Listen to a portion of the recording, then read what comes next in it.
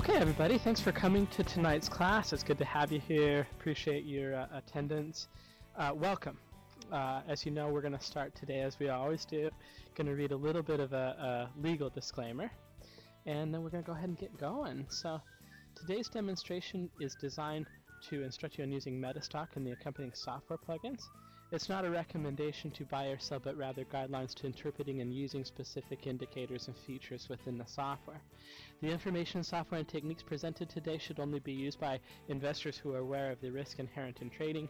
Equus shall have no liability for any investment decisions based on the use of the software, any trading strategies, or any information provided in connection with the company. Looks like I have a slightly old slide. It should say Thomson Reuters shall have no liability for any investment decisions, but you know, same thing.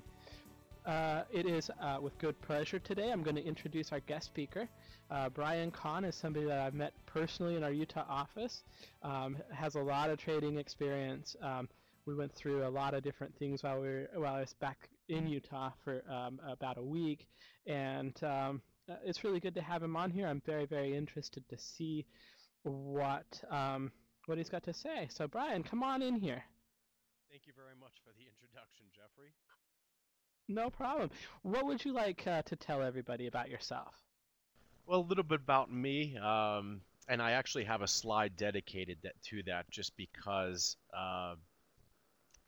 I think it's important, I think, for everybody to know a little about me. I'm relatively new as far as the information goes and presenting with MetaStock, but I think it's important to say why I'm relatively new. So let me go ahead and give you my full background. I began trading in Chicago in 1998 as a bond futures scalper, and I was pretty lucky to get into trading. I grew up in Pittsburgh, Pennsylvania, where the markets weren't really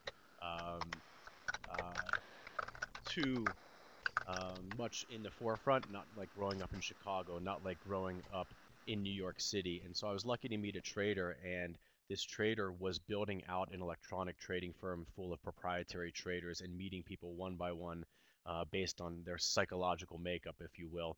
And so you got to know this person very well, and then they brought you into the firm. So scalping bond futures, if any of you know what a scalper is, you're trading for seconds at a time all day long. 10 trades, 50 trades, 100 trades. It all depends on the amount of volatility out there.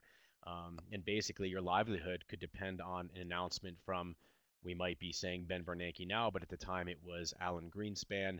It might be an unemployment report. It might be some other economic event, maybe tied to inflation or manufacturing data. So I learned the flows of the markets. I was able to see the actual bids and the offers and to see how the inner workings of the markets went, and learned technical analysis, because when you're trading for that short of a time frame, you have to have technical analysis as a great skill. And back then, computers weren't, this was in the late 90s, the computer technology wasn't around, so we're lucky to have programs such as MetaStock. I then decided to leave Chicago and just take advantage of some time that I had, and did a lot of traveling. And I settled out in Utah. And when I settled back into Utah in about 2004 or 5, after taking a few years off from trading, I was not near the market center. And so I knew that I had to adapt a little bit. And that is a key word. Adapting in the markets is a key word, as most traders and most investors know. We have to adapt to the markets, and the markets tell us what to do, not the other way around. So as I adapted and started to trade various markets, such as foreign currencies, options, and stocks, and different strategies and different time frames for those strategies, I started to develop a better sense of the overall financial markets and how they related, how they're all interrelated. And that's something that I teach a lot about, is inter-market relationship trading and understanding different edges from various ancillary markets. And when the markets crashed in 2007 and 8 and 9, I started hearing from people, my broker lost me money, or this person lost me money. And I said, absolutely not. I said, you guys chose to be engaged in the markets. You left your money invested. And so I said, oh my goodness, people want to learn. They don't want to get caught like this again. And so I started a consulting company called Jupiter Peak Financial back in 2008, where I pride myself on mirroring individuals and finding out their individual situation and then creating a trading plan for that specific individual, their lifestyle, their account sizes, their needs, their experience, their risk tolerance. Every single person listening in tonight is a little bit different. And so you have to use the markets and adapt to the markets differently. You have to use software systems such as MetaStock differently. So that's my approach to teaching, is that I teach, I do some mass webinars and I do some mass blogs and things like that in daily market commentary. But when I work with people, it's one-on-one because every single person has a different situation. And so I don't like people to say, this system is going to make me money, or I'm going to purchase something like, whatever system it's going to be. I say you as an individual are the system, and then you're able to adapt that system to your needs. So I'll repeat that. You as the individual are the system, and until you can understand who you are as an individual, it may be very hard to go out and be successful in the markets. Even with the best technology out there, you may be able to do well, but I think that you can even do better understanding a little bit about yourself and your needs from the markets. So that's a little bit about me, and that's a little bit about Jupiter Peak Financial. And from here, we're going to move on into the rest of the session. So I'm going to flip back just one slide here, and I'm just going to show you this outline so that you know where we're going. So I introduced myself in Jupiter Peak. We're going to run into the fundamental analysis part, and we're going to use the MetaStock software to stay on top of the fundamental analysis, the amazing quote center system. Then we'll talk a little bit about technical analysis. So what are the traders, what are the markets doing with all of this fundamental analysis?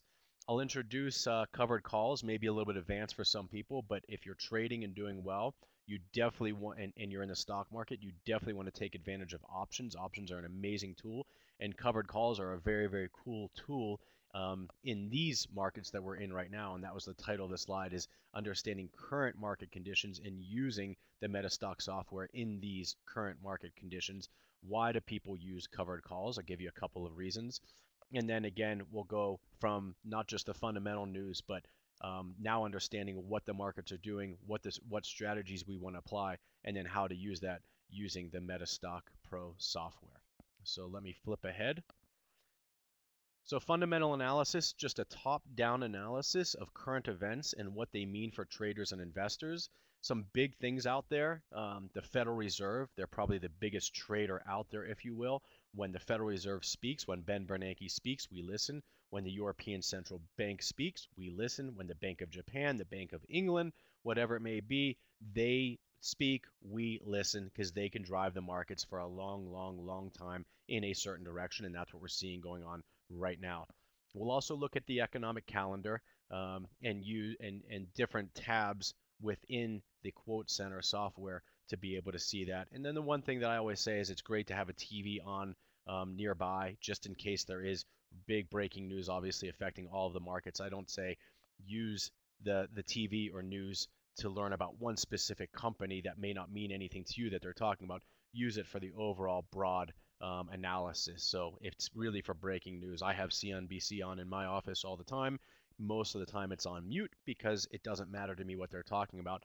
And then if I see something breaking news, then I can go ahead and listen to it, and then I can go ahead and use the MetaStock software and go ahead and read about it with the great Thomson Reuters news feed. So just moving into this next slide, how are we going to do this? Well, we're going to go into the quote center, and I'm going to go into the front page of the quote center, and I'm going to go to some specific tabs. I'm going to go to the Fed briefings, which is in the U.S. equities news. I'm going to go to the economic calendar, which is in the U.S. equities news, and then we'll go into U.S. companies to see the day ahead. So let me go ahead and show you some of these news tabs. So as I said, and I'm going to switch our screen here. I'm going to jump right here and share my screen with you.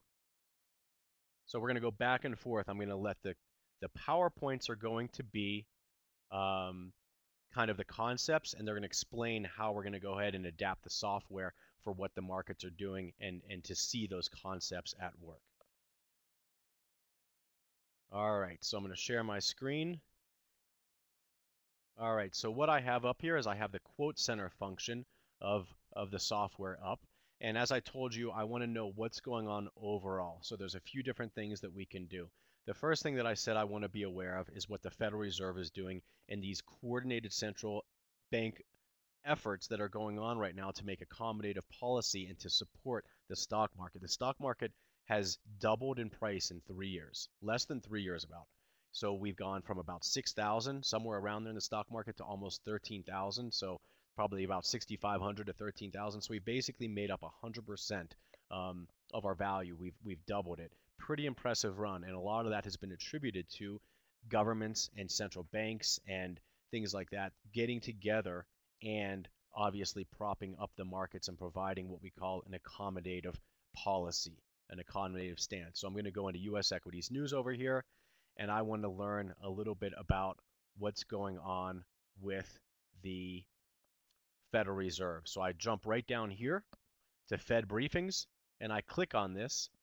And so this just gives me a scrolling database of what's happened. If Bernanke was speaking, if something in the United States, if someone was speaking from the Federal Reserve, and actually Ben Bernanke did speak this morning. He didn't have anything to say about the markets per se, but he was speaking. So that's important to understand is when these people are speaking. You've got to understand that. So this is just kind of a scrolling calendar. And also what's coming up as well. So the biggest, baddest trader out there are the Federal Reserves. So this is a great way to understand what's going on in the Federal Reserve. I also talked about economic data, and we had a slew of economic data today. So I go into the same tab here, and then I find economic calendar. Okay, so here we are with the economic calendar. And again, just giving me an idea of what's going on this week. Today was the 16th. Thursday the 16th, and we had initial claims, and this is something that may have spurred the markets today. Initial claims were much, much better than expected, meaning the number of people asking for unemployment help were down, and that's been trending down. And so if you pay attention to this data, you can understand what's going on with the overall trend of the economy. Is the economy getting better? Is the economy getting worse? Retail sales, inflation data, unemployment data, consumer confidence, things like that, housing data.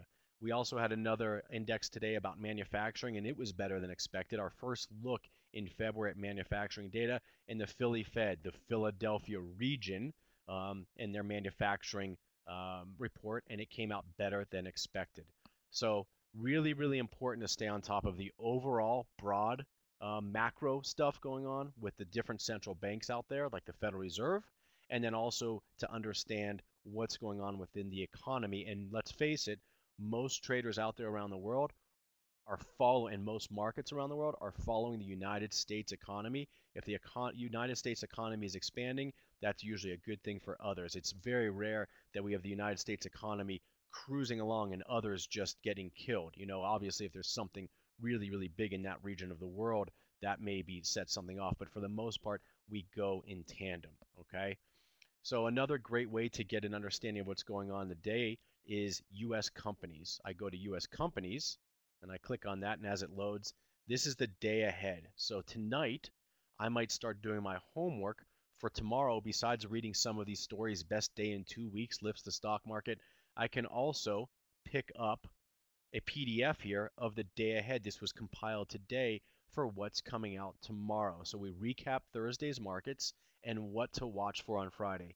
Let's face it, the markets are always trying to look ahead and price future events in. Well, we as traders should always be looking ahead as well. So this is what the day ahead does for me, is every single night I'm doing my homework so I'm prepared for the next day. You guys got to remember, as traders, we're up against the best guys out there. People trading on floors in Tokyo and London and Frankfurt and Chicago and New York, and people like me who get up and live and breathe this every single day. And I know that when I make a trade, there's someone on the other opposite side, and I better have a pretty good idea of what I'm doing and a pretty good trading plan, or someone's going to try and take my money. So this work is crucial, and this software obviously does a great job of getting you the information that you need in a very, very effective way.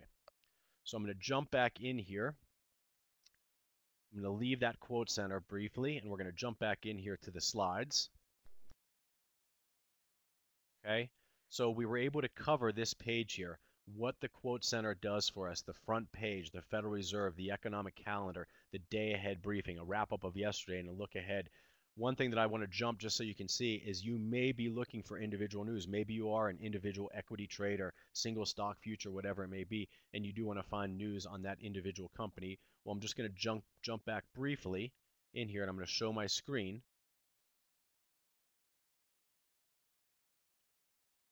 just so that you can see the rest of the quote center.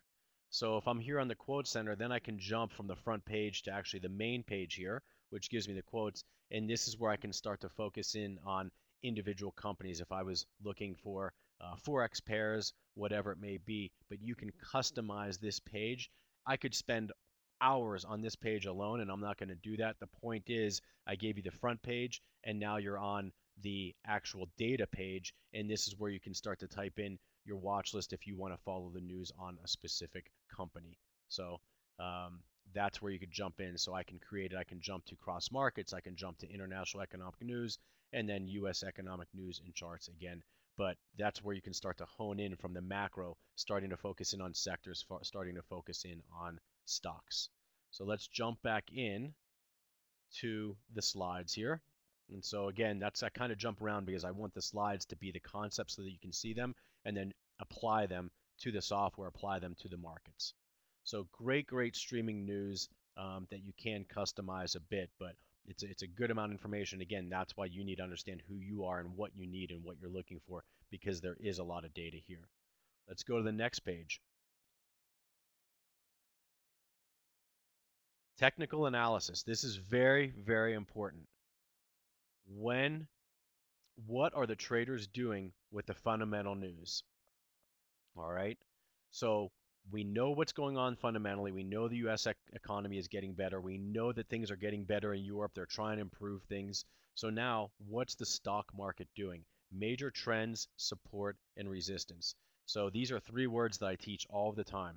Trends, you want to swim with the current, not against it. If the trend is up, we want to be going with that trend and buying. Support, where they're buying it at, and resistance, where they're selling it at. So how do we do that? Well, we can look at the major indices, and we can look at one of the most popular major indices out there. We could look at the S&P 500. We could look at sectors such as healthcare, energy. All depends on what we need. Maybe we've worked for a company a long time in the energy sector, and maybe we're looking at the energy sector as a whole as a way to hedge our investment, our 401ks, our stock options over there. So again, every one of you is an individual, every one of you is different, and you are trying to use the markets to get different things out of it. And then we can obviously drill down to individual stocks. So again, let's just jump over and take a look at some charts. And again, I could spend a long time just on the charts, so we do have an agenda to get through, but I'll just bring up a chart for you guys to see. So here we are in the MetaStock software, and I'm just going to go ahead and open, and I'm just going to I'm going to type in here, and I'm just going to bring up SPY as I mentioned.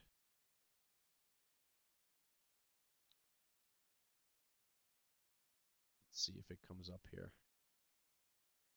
Tab in here. Here we go. Here it is.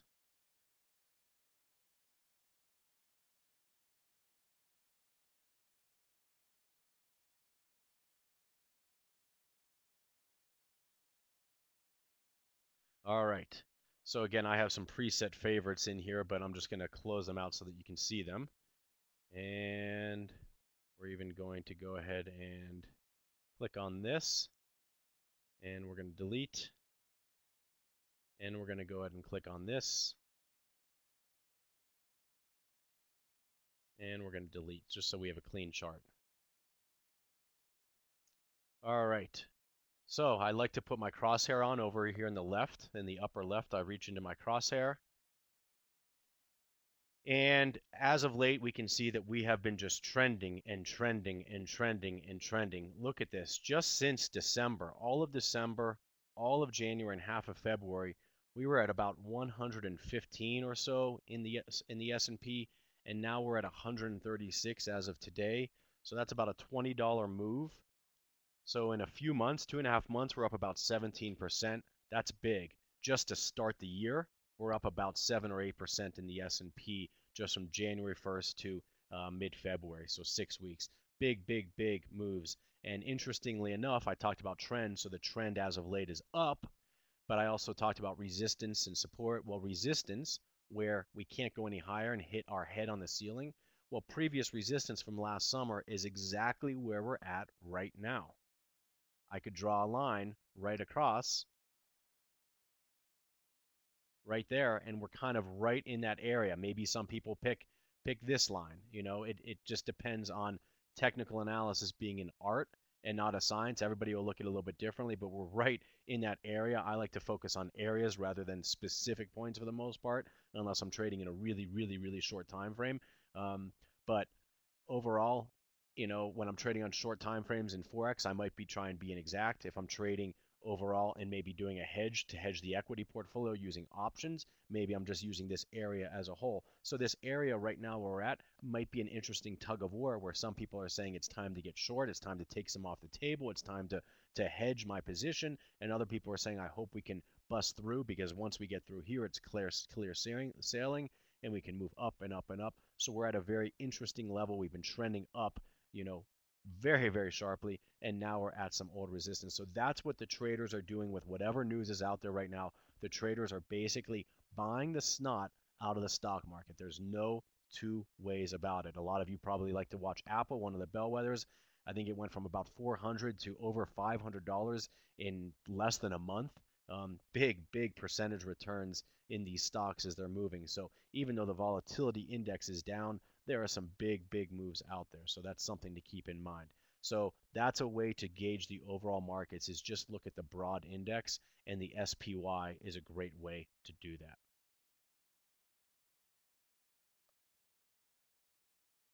All right, so we're going to jump back in here and get into the meat of the software and the meat of today's presentation. So what are the traders doing with the news? We're able to see a trend. We're able to see actually an area of resistance. Support, not so much. Support could be a long ways away because we might have a long time until we start to fall down. Who knows when we're going to start to go back down and find support. Maybe new support is old resistance being violated. A lot of you guys have heard of that technical term. Old resistance becomes new support. If we can shoot up above this 1350 area in the S&P 500 or 135 in SPY, maybe 135 becomes a new floor. Again, this all remains to be seen, but we're at very, very exciting places in the markets right now. So let's just move forward here. So why covered calls? Why am I introducing to you an option strategy in this trending market? Well, the market is going, and it's going so fast. A lot of people say, I can't get in, I can't get in. It's not retracing. A lot of people like to buy a retracement in an uptrend. So the uptrend goes up, up, up, and then it takes a little bit of a breather, and they get in, and then it goes up, up, up again. Well, it's not doing that. It's just going up so quickly every single day.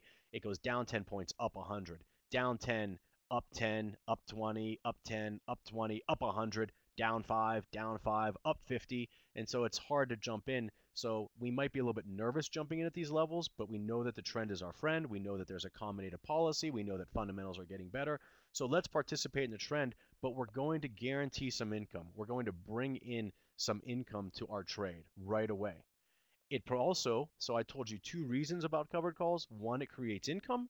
Two, providing limited downside protection. So if the stock market or the stock moves down a little bit, we're covered. Not a lot, a very, very limited amount.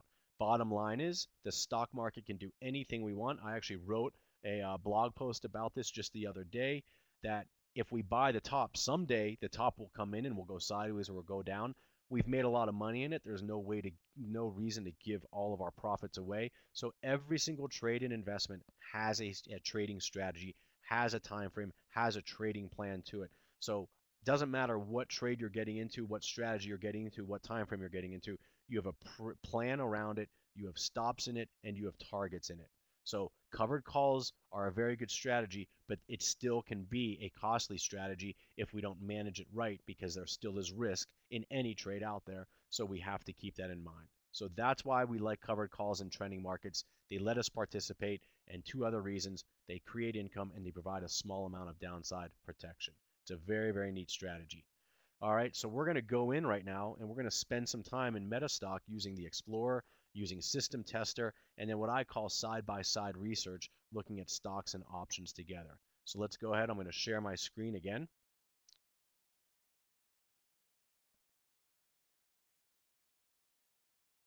All right, and let's jump back in here. So what I want to do first is I want to use the Explore method. I want to do some searching. And I click on these binoculars here, and I have all of these great searches in here. And I actually, Jeffrey mentioned at the beginning that I was able to get some time with him, and we were working on some strategies around these bullish markets. So there's a lot of great stuff in here. But again, it takes time for you to understand what you're doing, your time frame of trading, what the markets are doing, and then which strategies to use. That's why I said it's not just turn it on, set it and forget it. It's you understanding what your bias is in the markets and what strategies you're going to do. So my bias is things are getting better, the economy is pumping along, and I still think that there's some upside potential, and there has been obviously good upside move. So we created something where we used the 50 200, the 50 period, 200 period moving average crossover. A lot of you know that the 200 period moving average is the institutional moving average. So a lot of the big firms look at it, and it can be a very big indicator as far as trend changing out there. So I'm just going to go ahead and run this. I'm going to explore this. And now I have to add my securities. Which securities am I going to choose? Well, I like optionable stocks, and because I like to use options to generate income, to protect the portfolio, whatever it may be. So I'm just going to go in here and I'm going to click up to the S&P 500 because most stocks in the S&P 500 are going to be optionable. So once I open this, I need to go up and I need to select all. I go to Tools and I select all. And now I'm ready to run the scan for this S&P 500 basket. Go ahead and open and press OK once they're loaded. And it's going to run through and it's going to put this exploration on that basket of stocks. And once I get them back, I can go ahead and click on reports. All right, so here I have these different stocks and the results. So I'm just going to select a few of these. And what's neat is I can just kind of click down. And let's pick a fun one. Archer of Daniels Midland, the kind of tied to the commodities. We'll pick that one. Let's go ahead. There's Boeing. I think most of you know what Boeing is, so I'm just going to select that one as well. And we will select also, why not another big manufacturer out there, Caterpillar. So I can go ahead and then click on Open Chart. I can close this. And again, I have some preset things in here that I'm just going to shut down so that we can see these charts a little bit larger scale. So just bear with me. And let's see, Caterpillar. Okay. So I'll have to give you a little bit of a background. Again, I could spend an entire session just on moving averages, but I do want to give you a little bit of a background on these moving averages. Moving averages definitely work better in trending markets. Okay, that's the bottom line. Is they work better in trending markets. You can adapt moving averages and work them in different ways, but the general definition is they work better in trending markets. So what you're looking for is you're looking for the 50 period, and when it crossed that 200 period to the upside, it'll be easy to see which one is which. The 50 period is going to be the red line. It's actually following the data a little bit more closely because it's taking into account 50 periods. The 200 period moving average is going to be more smooth because it's taking into account 200 periods of data. So you can see right here when we had the 50 period cross the 200 period, and someone just popped up with a question. These questions are coming pretty fast. We might be able to answer them at the end. Exponential versus simple. It's split 50-50, exponential versus simple. I have simple up here just for this one. The difference between exponential and simple is exponential take into most recent data a little bit more. So the most recent data will be weighted a little bit more heavily. When you're looking at these longer term trends, they're going to be pretty close for the most part. But yes, this is where charting is an art, not a science. And there's, as you know, there's no holy grail out there. As I've said, you're the holy grail, okay? But no matter what you use, If you understand the system and how to adapt it for what the markets are telling you and you, then you can be profitable in it if you have good trading plans, if you have good discipline to execute it, and good money management skills. So the point behind this is, and I'm going to blow this up here, okay? Here's the 50 period crossing the 200 period. And as I said, these work in trending markets. Well, when that happened, this market was going very, very sideways. ADM was going very, very, very sideways. But the point was, in a good economy, in a friendly, accommodative policy stance for the global economies out there, we were probably had a more of a bias to be buying than selling. And obviously, selling did work here last summer, and especially for the commodities or whatever it may be. So you had a sell signal here when the 50 crossed down and over the 200. So you have your sell signal, and your exit signal is an entry signal. So if you go back here, you may have taken this because remember what was happening last summer. Europe was going crazy. The markets were getting ready to break last summer. So maybe you did take this short trade right here, and you don't close the trade out until the system tells you to. So this is kind of a system trade that, again, you as an individual are managing given your system. Maybe you're not a day trader and you'd never be looking at this time frame, and you never be looking at the 50 period and 200 period. You might be looking at a 5 period and 9 period. So someone who's day trading is looking at a different amount of data and data sets than someone who's a longer term trader. But because we've been trending for a while in the markets to the upside, I kind of went with this longer term because a lot of you may be investors out there, and the whole point of this is to introduce a secondary strategy on the 50 period, 200 period crossing moving average crossover. I also want to introduce options, and I'll do that in just a moment. So here's your entry to go short, and it worked out very well because your exit to get out of the short didn't happen until down here. And your same time that you exit your short, guess what you do? You can go long.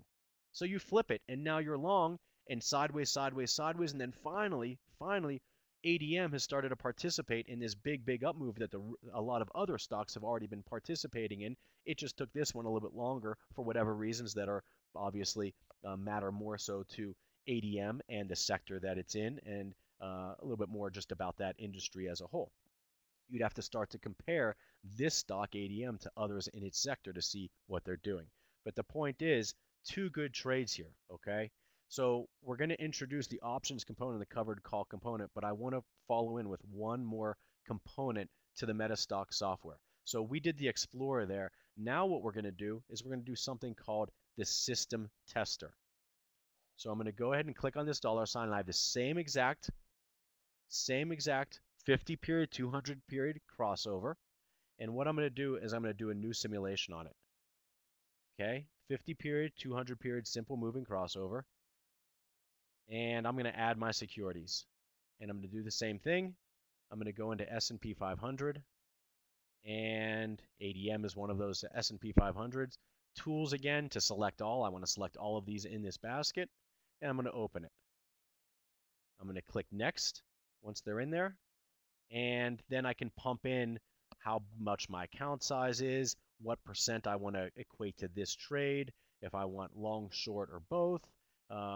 So a little bit of parameters that I'm not going to get into, but the point is you can customize it a little bit further. That's the point of this program is, again, you've got to understand you as the trader a little bit because there's so much data in here that you've got to focus in on what you can handle and what you're looking to achieve from this great, great program. So we're going to start it, and down here on the right, it's going to run it. And it's going to go through these stocks. So it's just going to bear with me as it runs through here. While it's doing that, I'll just jump back. I don't know if I can see any questions in here. So I'm just going to jump back here in the presentation just to see if anything's coming up here. So it looks like let's see, the most recent question was about the exponential averages or simple moving averages. So kind of split on that camp, like I said, because you're going to find they're popular enough that you're going to find enough people using both. Someone else may be typing a question, so this is good. I wanted to run this on purpose so that I could have some time to jump back in.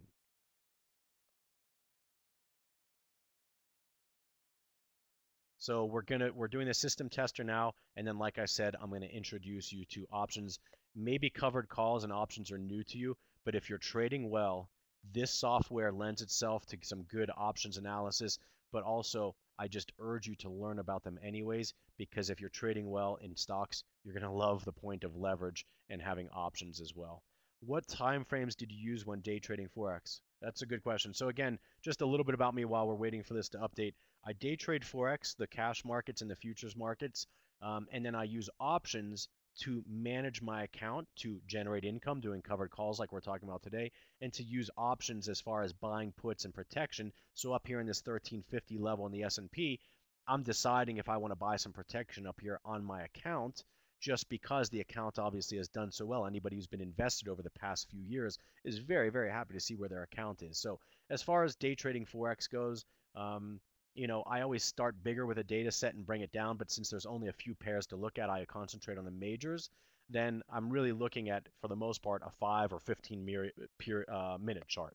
Not much longer than that, because in a volatile market, we know that with leverage, 5 pips, 10 pips, 20 pips, 30 pips happens in the blink of an eye. And let's face it, with that leverage product, 20 pips, 30 pips is really all you need to have a really good day, a really good week. These markets are a little bit different. I talked about volatility. The volatility is down. If any of you don't know how to look at volatility, the VIX. The VIX is a very important chart to have. So VIX, Victor India X-ray, very, very important to look at, because the point is, if you looked at foreign currency ranges last summer, huge, hundreds and hundreds and hundreds of pips per day. Now we're moving 50 pips or 60 pips a day. So it's harder as a day trader to get my 10, 20, 30 pips when the range is 60 pips versus 200 pips and lots of movement within that 200 pip range, up, down, up, down. Right now, things are a little bit slower. Why? Because based on the equity market going up and up and up every day, though the equity markets and the traders are saying everything's fine out there, we're not pricing in any risk.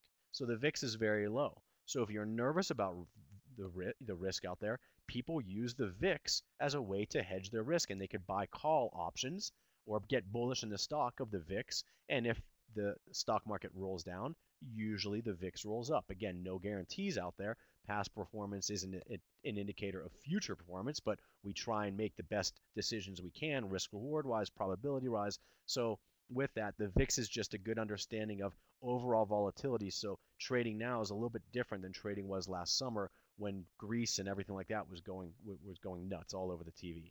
I was wondering why the 5200 wouldn't cross in September. Not sure which stock you're talking about, or which chart you were talking about crossing in September. Remember also, the moving average is a leading or lagging indicator. It's a lagging indicator, so it all depends on what information it took to get to that point, and then you have to decide if there's enough movement left in that move, because you're going to be on something of a mature trend for the most part. Because first the market has to turn up, or that sector or that stock has to turn up, then you're going to get your cross delayed. It's not going to be bang bang. It's not going to be the cross first and then the market's trend. It's going to be a little bit of the markets pulling up and heading up for the 50 to cross over the 200. So it just depends on what the action was doing leading up to that time frame for that period, for that stock. So let's jump back in here. I'll share my screen again. Okay. And I'm hoping that I didn't wait too long. Let's see if it, sometimes if I wait too long, it might be, it might not be with us still. So I kind of got off on a ramble there, but that was good to answer questions. And we can run this again pretty quickly, and it might be good for you guys to see it anyways. Let's just see.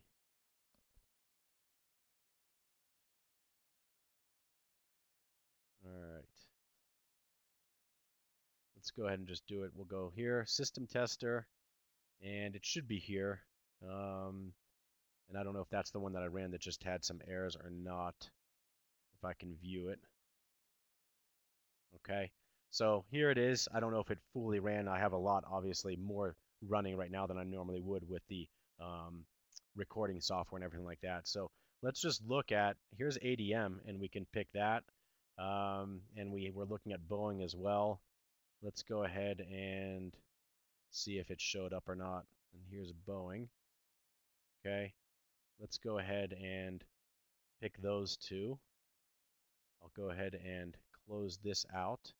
So you could filter it, and let's see if I can show you that just one second. So going in here, As I click on this, I could filter this to be percentage gain. So if I click on it once, it's the negative to positive, and here it is. So Chipotle, a lot of you are familiar with that. That's had a great run. I guarantee you we can find Apple in here if we scroll down. Whole Foods, I'm a pretty green guy. A lot of people like to call it whole expensive, but they bought all their competition up, and Whole Foods has went from about 10 to about $70 or so, or even higher than that. And there's Apple right there. We know that they did well. We know that they've been trending so well. So this is just a neat way to see how the system is going to test out on these crossovers. So I pulled up a couple of those stocks here, and I'm going to go ahead and, like I said, close down these from the last search there, just so we can get a bigger picture of the system tester at work. I'm going to close down Caterpillar as well. All right, so here we are, and again, I'm going to close this down so that we can see it pretty well. Let's go ahead and blow these up. Okay, so these are giving you your buy and sell signals as they cross. When the 52 period, 200 period is moving, and as we saw from last year, Archer Daniels Midland was definitely trending down until as of late, and then it started trending up. And here with Boeing, and it's going kind of sideways as well, overall trending up, but then as of late, pretty sideways. And that's what I told you, the moving averages don't work as well, but there's a nice part of that. If my entry when it crosses is to buy it, my entry when it crosses the other way is to sell it and then get short. In range-bound markets, my losers are kind of constrained and pretty small for the most part. And then finally, when it does trend and I get my cross, for the most part, I get a better winner. So back here, when it was trending, that's when you have your winners. And here, when it was trending, that's when you have your winners.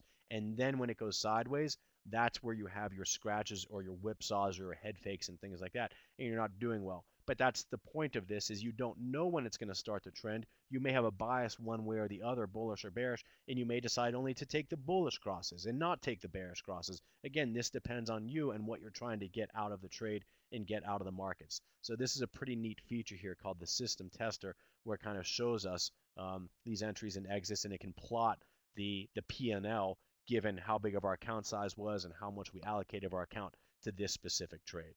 Really, really neat feature, okay? So we're going to kind of wrap up here as we move into the last part of it. Again, I've been talking about how the markets have been running and running and running, and some people might not be comfortable getting in at these levels.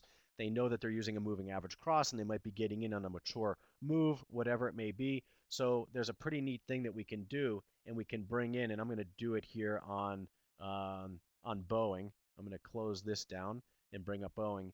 And here, if I go ahead and just bring up the regular Boeing chart, so I'm going to actually close all of this down. I'm going to go back here, and I'm just going to go ahead and select. I know it's in here pretty close in the B's, so it should be pretty easy to get to. So I'm just going to go ahead and open up Boeing. Okay? If I right-click on the chart, I'm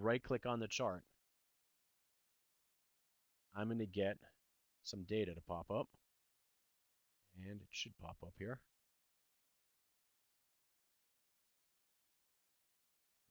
One moment, and I think it'll pop up. I just got to be out of the system tester, though, so I'm just going to open up a new chart here.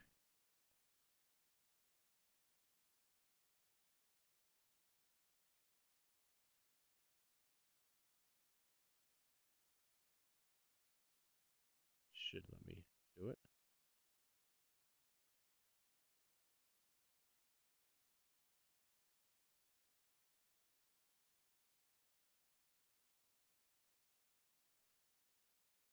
Let's see, S&P.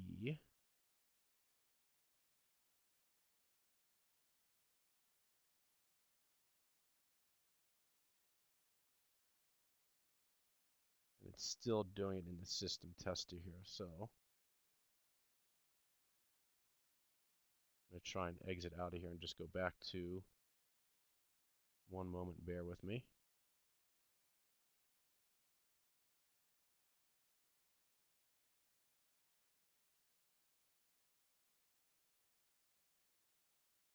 Let's bring it back up here from the beginning. And open.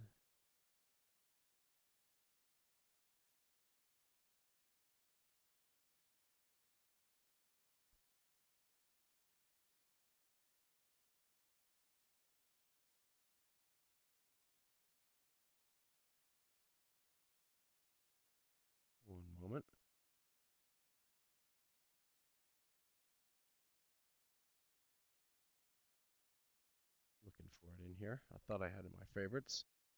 All right, here we are.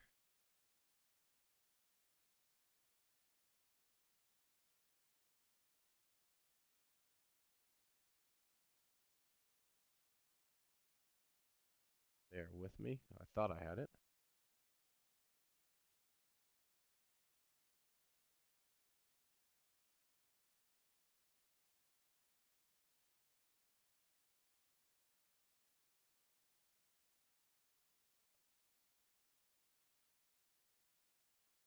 All right, let's get back to Boeing here.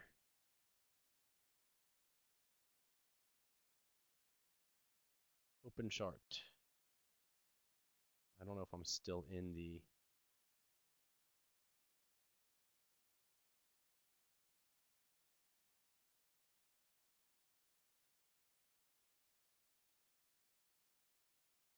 Okay.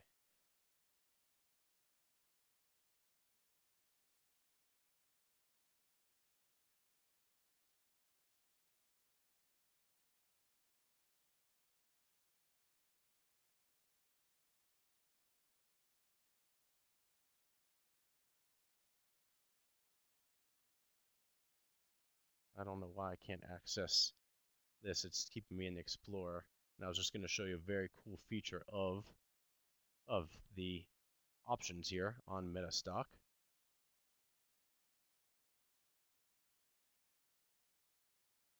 Let's see.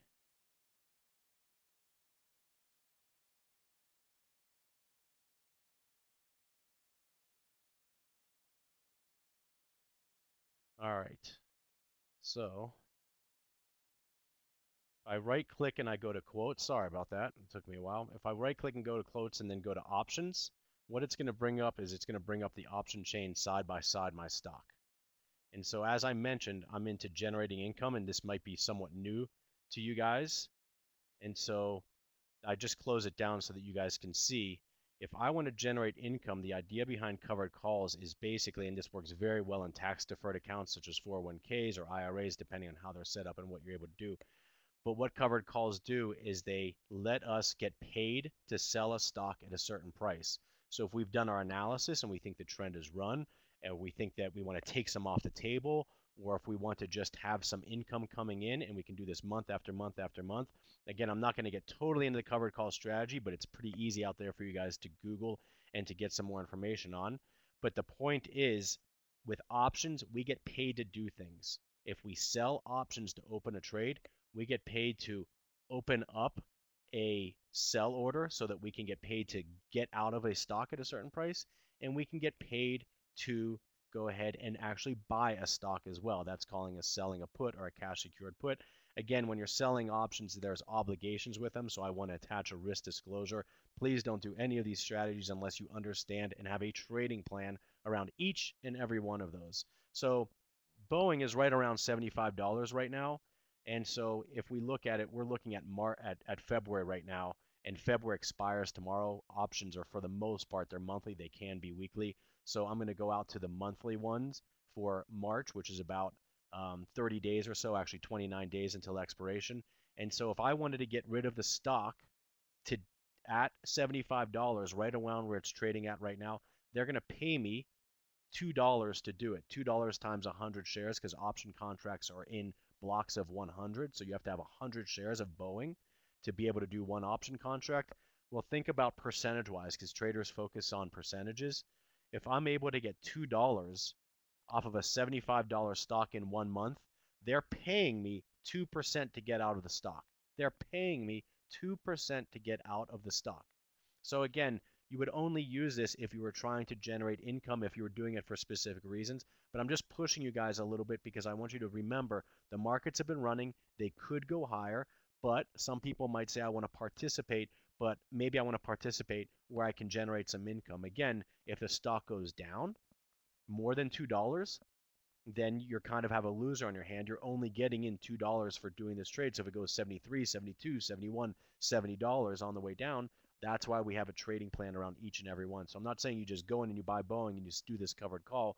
You may be doing this covered call on stocks you've already owned that in Boeing that you bought lower, that you have a lower cost basis. You might be doing this now, but you might be having a tighter stop on it than some other people who have it at a lower cost basis, because your cost basis isn't as low. So again, all it is an income generating strategy, but you still have to manage the trade from beginning to end. I can't stress that enough. Whether it's a covered call, whether it's a stock purchase, whether it's a stock trade, whether it's a foreign currency trade, whether you're doing a foreign currency multi-day trade or you're using the intermarket relationships to hedge, every trade comes with a plan. I can't stress that enough. So I'm just pushing you a little bit though, that in these lofty markets, this is a way to generate income to get paid to sell out of a stock. It's pretty cool. A lot of people don't know about this. And again, this can be done in 401ks and IRAs. It actually is the number one strategy for people to generate income within their IRA on their stock portfolio. So again, the strategy is covered calls. So as we jump back in here to the actual presentation, and this pops up. So that was that side-by-side research where I could look at a stock and do my analysis. I closed down the stock so we could get a better picture, but they pull up right next to each other. Pretty neat. So what we're going to do is we're just going to go to this slide here and do some review. So again, I might have pushed you a little bit out of your comfort zone a little bit by combining the software and some tools and some trading strategies that are working well in these markets, but it's just something for you to think about. So you learned a little bit about me and Jupiter Peak Financial and what I do with my clients as far as financial education, given their individual system, their individual needs in the markets, fundamentals, and we use the MetaStock Quote Center for that. We went into technicals, and obviously we were able to do technical analysis using the MetaStock software. I explained that why I like to use covered calls in these types of trending markets. They're kind of a conservative, a little bit more of a conservative way to participate and generate some income. And we're able to, I know we had a little bit of trouble there and sticky time getting back from the system tester to the Explorer and the options analysis, but we were able to explore using one of the preset scans in there. We're able to use the system tester to actually see which stocks perform the best given that scan that we used, and then we're able to do that side-by-side options analysis. So what's going on with MetaStock? If you're interested, here is some resources for you as far as the website where you can get some great training.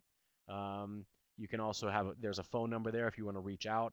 Me, I write daily market commentary. And again, I was talking about the trending markets. I was talking about volatility. This is stuff I do on a pretty regular basis, almost daily, depending on the market volatility. So that's the blog that I write at right there. I also do webinars. I do webinars every couple weeks because my clients are spread out. And so I like to give them ongoing education.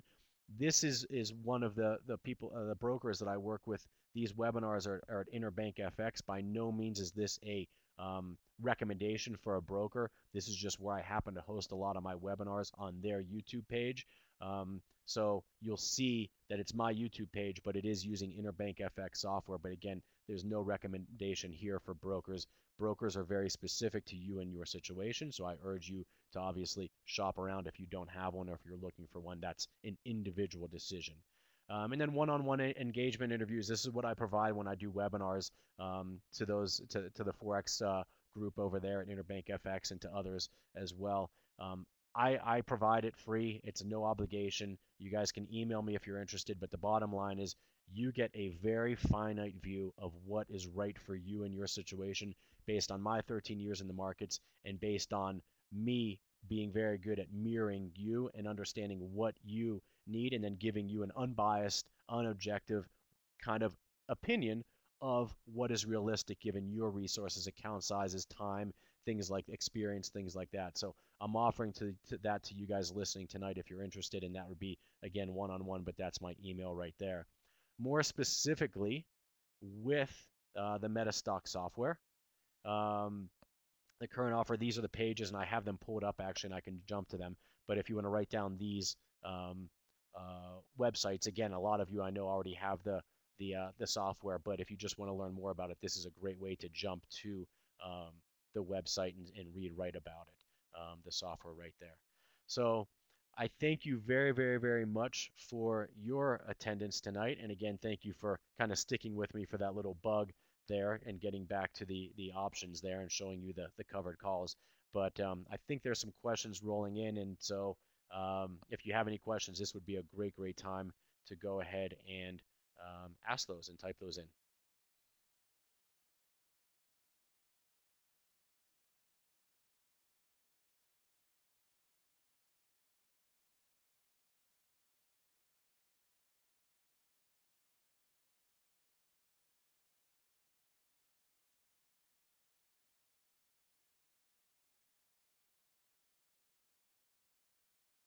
All right, looks like people are saying thank you and leaving. I think most people can read those, but Jeffrey, if you need to jump back in and close everything down, because it looks like the questions are kind of coming in more as comments. So I do appreciate your feedback and would love to talk to all of you guys again, but I'll pass it back to Jeffrey at this time.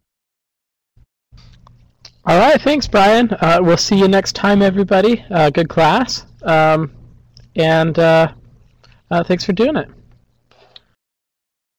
No problem. Thank you.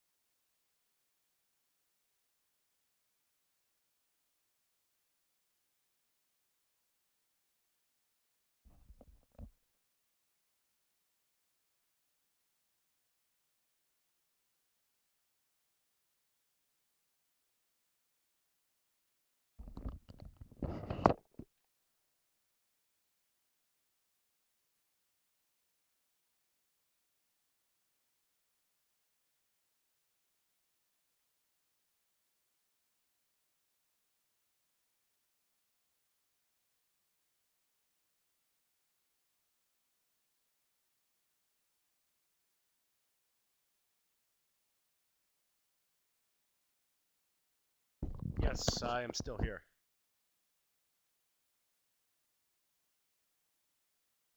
Yep, I'm still here. I didn't know if you were signing off, Jeffrey, or if you wanted me to go ahead and answer one of these questions. So if you guys can still hear me, let's go ahead. So I am still here. If you guys can hear me, Matt, you asked about which three moving averages would you suggest using for short, long term, and intermediate. Some general, again, this is where that art part comes in versus being an exact science. And you may have heard of Fibonacci's. A lot of people like to combine moving averages with Fibonacci numbers.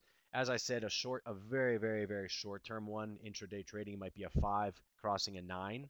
Um, then for an intermediate swing slash intermediate trading, there could be like a 9 and a 20 or a 9 and a 21. Again, that 21 those are Fibonacci numbers, so 9 and a 21. Then you can bump it out to the 50 period moving average would be something going on to that intermediate towards the longer term. And then, as I said, the 50 period, 200 period is definitely more of a longer term investor type um, uh, of technical indicator using the moving averages. So very good question, because again, that's what it's about, is adapting it to your information, adapting it to your needs and making sure you're using it in the right markets, trending versus sideways, that kind of thing. So very good question. The first one again, was it? Yeah, for a very short-term intraday trader, might be using a 5 period crossing a 9 period. Again, these are some general rules of thumb, and you can start to play around with them as you see them on those smaller term time frames. Have I ever used the Guppy multiple moving average? I've heard of it. No, I have not used it. I know a lot of people are using it and familiar with it.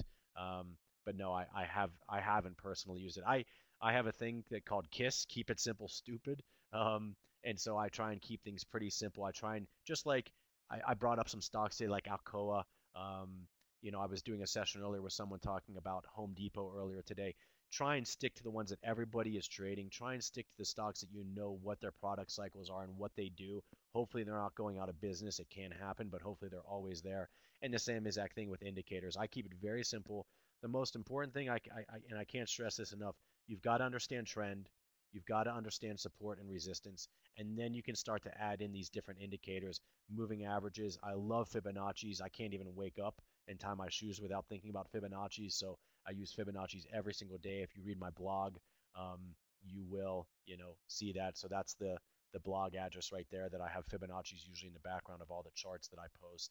Um, that I think that they're a great way of understanding value. In fact, today's post was about the euro US dollar, and uh, basically finding fairer value at a Fibonacci retracement. So um, go ahead, go ahead with the question. Any good books that really explain support and resistance?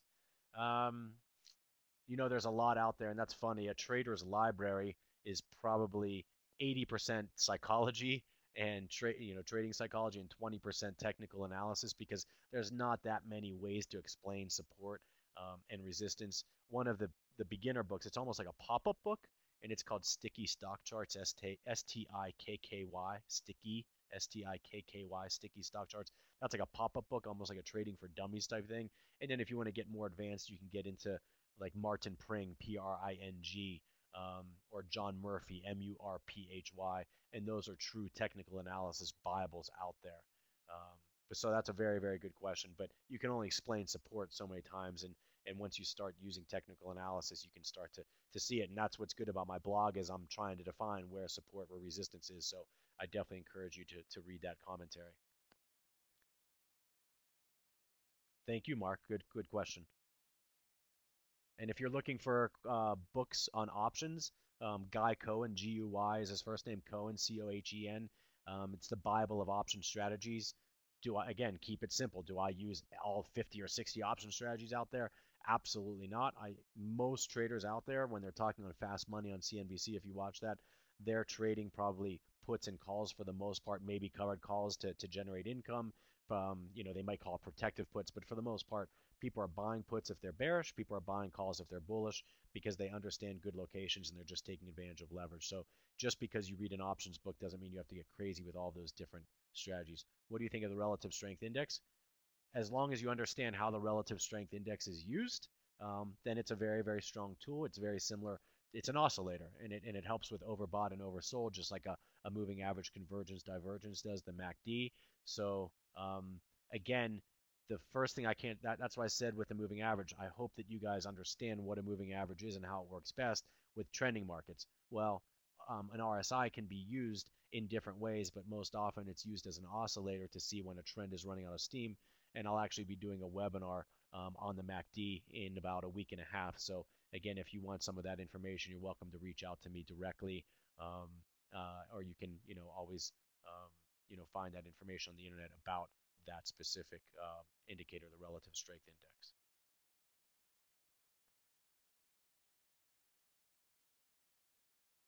All indicators are very, very good. You just have to, like I said, you're the system. You have to adapt it to what you need, what you're looking for, and have a little bit of understanding of trend and price action and support and resistance.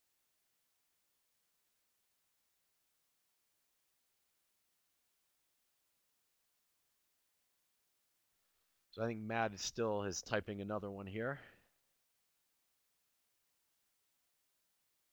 Matt and Mark battling it out for question supremacy tonight.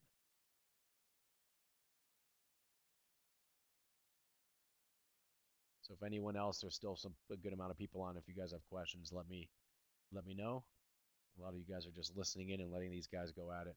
I think Matt is typing, but he might be typing a novel.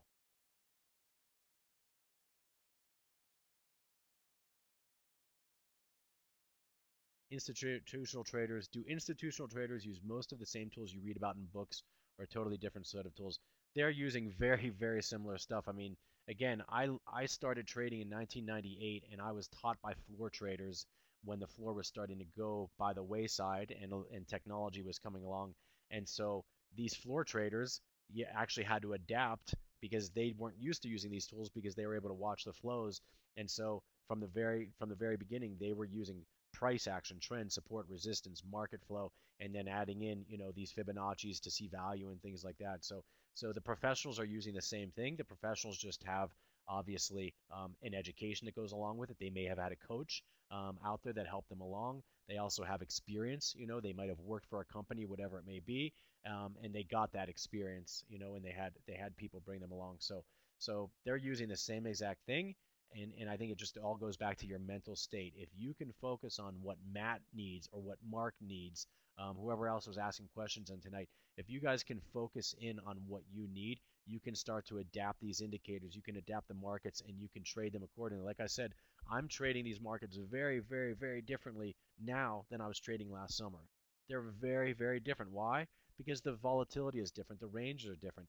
We have 60 pip ranges in Forex versus 200 pip ranges. You can't do the same kind of trading as far as frequency goes. You might have to trade larger and only trade once or twice a week versus trading smaller in a volatile market and trading once or twice or 3 or 4 times in a day. So the markets, like I said, dictate what and when we do things. And that's what professionals have, is they just have that experience and that time. And again, that's the thing, is you don't want to go up and blow up an account and then have a bad experience. You want to start and ease into this. And so, if you're serious about this and you've been having, muddling success, or you haven't even tried it yet, that's the one thing that I do, recommend is spending the time to understand you as a system. And I'd be happy to do that if you have any questions down the road, because the markets are big enough for all of us. We can all benefit from trading in the markets. The markets can handle all of us and all of our ideas and all of our needs from the markets. That'll always be there. It'll always be liquid.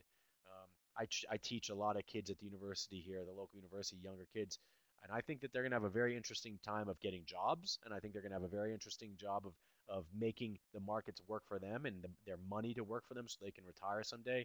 So I believe that everybody should learn and be able to profit from the financial markets, and that's why I do what I do. Is I enjoy teaching people. It's a win-win. It holds me accountable, and I really, really get a lot out of it, of seeing other people be successful in these markets that can handle each and every one of us out there. So with that, I think we can wrap it up, Jeffrey. But the questions are great because we get to touch on so much, and a lot of it touches on trading psychology, which is, as I said at the beginning, it's so important for every single one of you out there. So again, thank you for your attendance, your participation, and questions. I'll look forward to seeing you in the markets in the future.